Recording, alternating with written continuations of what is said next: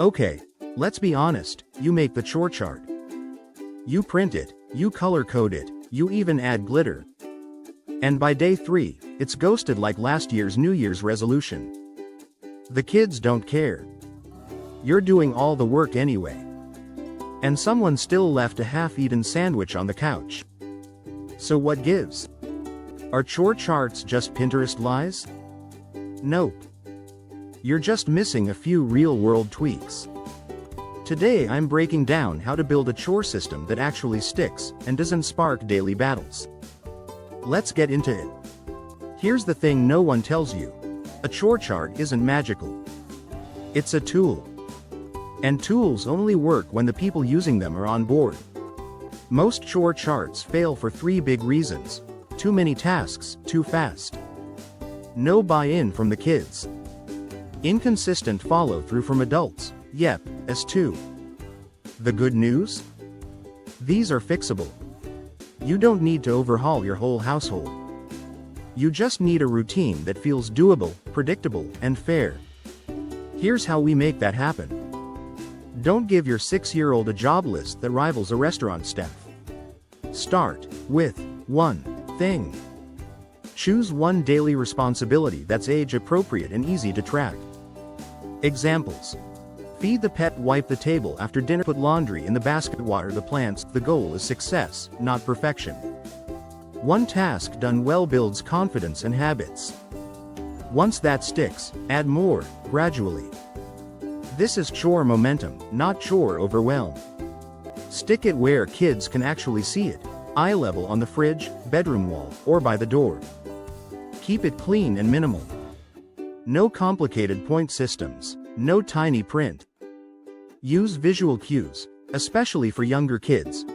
Picture of a dog for feeding, a sponge emoji for wiping counters, color-coded checkboxes for older kids.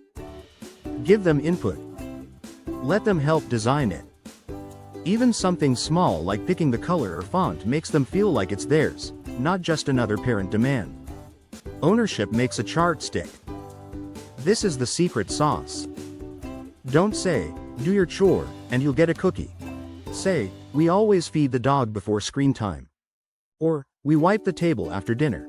Then we all hang out." Link chores to the rhythm of the day. Not bribes. It teaches responsibility as part of family life, not a transaction. You can still celebrate effort. But the goal is to make the task part of the flow, not a prize to be won. Once your kids get the hang of it, avoid chore fatigue by rotating jobs. Even if it's just 2 or 3 things, give them variety. Week 1. You do dishes, I do laundry. Week 2. Swap. This keeps things fresh and stops the "why'd I always have to" argument before it starts. Pro tip.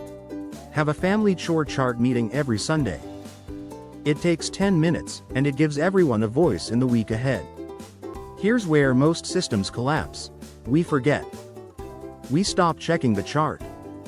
We clean it ourselves, just to get it done. We let them skip it 1 day, then 5. Listen, consistency isn't about never missing. It's about always coming back. If your kid skips a chore, treat it like brushing teeth. You don't yell, you just say, "Hey, table still needs a wipe before bedtime." Calm tone, no drama. Just realign and move forward. Kids watch what we repeat, not what we say once in a moment of desperation. Nobody likes feeling like the only one working while others relax. So don't turn chores into punishment. Turn them into participation. Say things like, "We're all part of this house, so we all pitch in. When everyone does their part, we get to chill together sooner. I'll load the dishes, you wipe the counters." Team style, play music. Do 10-minute cleaning races. Make it a vibe. The goal is not spotless. It's shared effort. Let's recap your fight-free chore system. Start with 1 task per kid. Keep the chart visible and simple. Connect chores to routines, not bribes. Rotate jobs weekly to keep it fair. Be consistent. Even if it's messy, make it feel like teamwork, not punishment. Here's the truth. Getting kids to help isn't about forcing. It's about guiding them to feel capable, trusted, and involved. Your chore chart can be more than a paper on the wall.